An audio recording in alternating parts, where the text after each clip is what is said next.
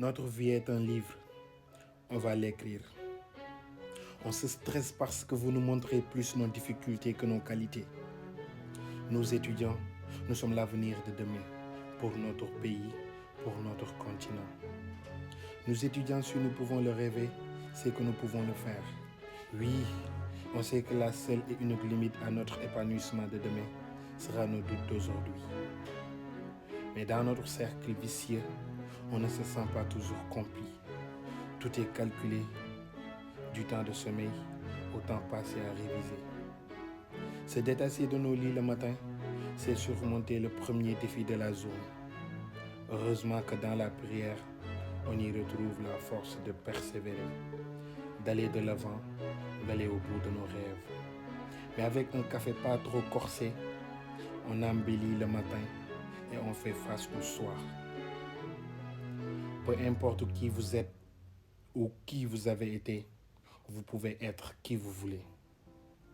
La fac, tu sais, c'est surtout le début de la vie étudiante, le début d'une nouvelle aventure. C'est une période de grands changements, de prise de décision, d'initiative et de responsabilité. Notre orientation peut être source d'anxiété, de doute, de calcul, de médisance, mais à la fac, on y rencontre ce qui nous aide à surmonter nos peurs, nos échecs, nos chagrins. Elle nous permet de savoir ce que nous sommes et nous libère de ce que nous ne sommes pas. À la fac, on devient plus mature, plus dur et moins crédule. J'aurais aimé que vous me stressiez moins. En fait, je me suis rendu compte que la fac, au-delà d'être un espace d'éveil pédagogique, qui nous inflige parfois de l'angoisse, de la tristesse, de la solitude et nous carbonise avec toutes ces charges à gérer entre l'administration, l'emploi du temps chargé, les intégrations, les repas épicés, les révisions, sans oublier les DS et les TD. Elle n'est pas un endroit aussi terrible que vous l'avez dit.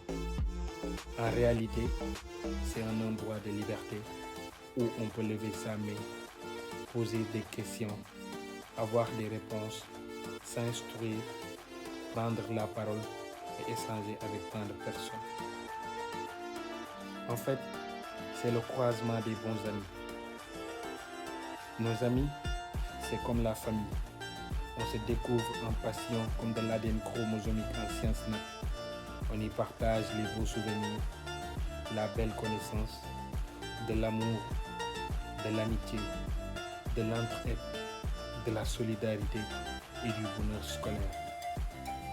Avec les amis, on se retrouvera à 30 ans, mais surtout pour les aider, autour d'un barbecue.